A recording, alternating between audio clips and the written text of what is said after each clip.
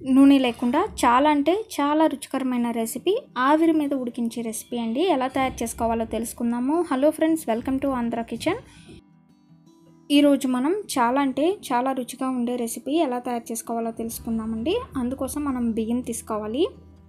అయితే మనం ఇక్కడ ఈ రెసిపీని బియ్యం అలాగే మినపప్పు కాంబినేషన్తో తయారు చేసుకుంటున్నాము. ఇప్పుడు 1 కప్పు వరకు మినపప్పు తీసుకుంటే అందులో పావు వంతు 1/4 కప్పు వచ్చేసి బియ్యం తీసుకోవాలి. 1 కప్పు మినపప్పుకి పావు కప్పు బియ్యం అనేది తీసుకోవాలండి. ఇక నేను ఆల్రెడీ మినపప్పు అలాగే బియ్యాన్ని నానపెట్టేసుకున్నాను. నైట్ అంతా నానపెట్టేసుకున్నాను. 1 కప్పు మినపప్పు పావు కప్పు వరకు బియ్యాన్ని చక్కగా నానపెట్టేసుకోవాలి. ఇప్పుడు ఉదయాన్నే మళ్ళీ నీళ్లు పోసుకొని చక్కగా మళ్ళీ ఒకసారి శుభ్రంగా కడిగి ఆ నీటి మొత్తాన్ని వంచేసుకోవాలి.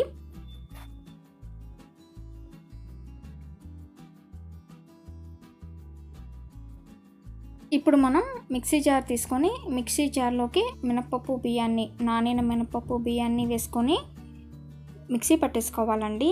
అయితే మిక్సీ పట్టేటప్పుడు మరీ ఎక్కువ నీళ్ళు కాకుండా కొంచెం నీళ్ళు పోసుకొని మరీ జారుగా లేకుండా మిక్సీ పట్టేసుకోవాలి. పిండిని ఈ విధంగా కొంచెం నీళ్ళు పోసుకుంటే చాలు.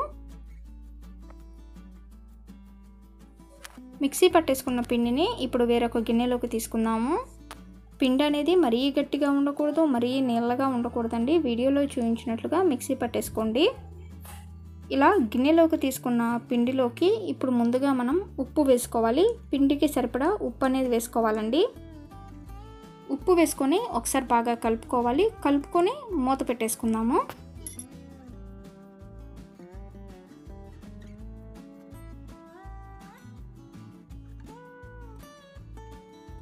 ఇప్పుడు ముందుగా స్టవ్ ఆన్ చేసుకొని బాండీ పెట్టేసుకొని బాండీలోకి 1 చెంచా వరకు నెయ్యి వేసుకోండి. ఇక్కడ నూనె వేయకూడదండి, కేవలం నెయ్యి మాత్రమే వేసుకోవాలి.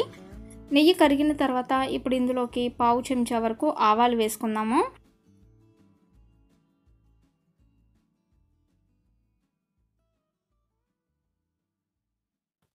ఇప్పుడు ఈ ఆవాలు కొంచెం చిటపటలాడిన తర్వాత ఇందులోకి సన్నగా కట్ చేసుకున్న పచ్చిమిరపకాయ ముక్కలు అలాగే పావు చెంచా వరకు జీలకర్ర వేసుకోవాలి. అలాగే సన్నగా కట్ చేసుకున్న కరివేపాకు వేసుకోవాలి. కరివేపాకు కొంచెం ఎక్కువ వేసుకోండి. ఇప్పుడు ఇందులోకి కొంచెం ఇంగువ వేసుకొని ఒకసారి వేయించుకుందాము. వేగిన తర్వాత స్టవ్ ఆఫ్ చేసుకొని ఉప్పు కలిపి పెట్టుకున్న పిండిలోకి వేసుకోవాలి. ఈ విధంగా పిండిలోకి వేసుకున్న తర్వాత మనం వేసుకున్న ఈ నెయ్యి తాలింపుని ఒకసారి బాగా పిండికి పట్టేలాగా కలుపుకోవాలండి. ఈ విధంగా కలుపుకున్న తర్వాత ఇప్పుడు ఇందులోకి మనం కొంచెం వంట సోడా వేసుకుందాము. వంట సోడా కూడా బాగా పిండిలో కలిసేలాగా కలుపుకోవాలి. ఈ విధంగా కలుపుకున్న తర్వాత ఇప్పుడు ఈ పిండిని పక్కన పెట్టేసుకుందామండి.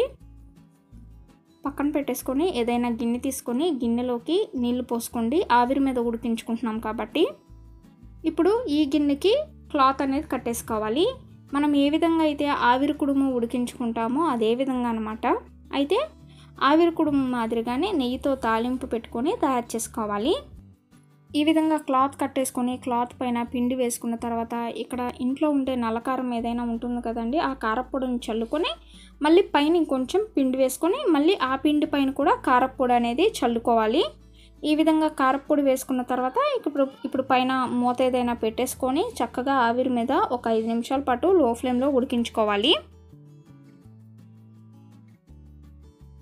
ఈ విధంగా చక్కగా ఉడికిన తర్వాత మళ్ళీ మూత పెట్టేసుకొని ఒక 2 నిమిషాలు ఆగిన తర్వాత ప్లేట్లోకి తీసుకుంటే చాలు. మనకి ఆవిరి కుడుము మాదిరిగానే రెసిపీ అనేది నూనె లేకుండా రెడీ అయిపోయినట్లే. ఇక్కడ నెయ్యి అనేది ఆప్షనల్ అండి. మరి మీకు ఈ రెసిపీ వీడియో నచ్చినట్లయితే ఈ వీడియోని లైక్ చేయండి, షేర్ చేయండి. మరిన్ని వీడియోస్ కోసం మా ఛానల్ సబ్స్క్రైబ్ చేయండి. Thank you for watching.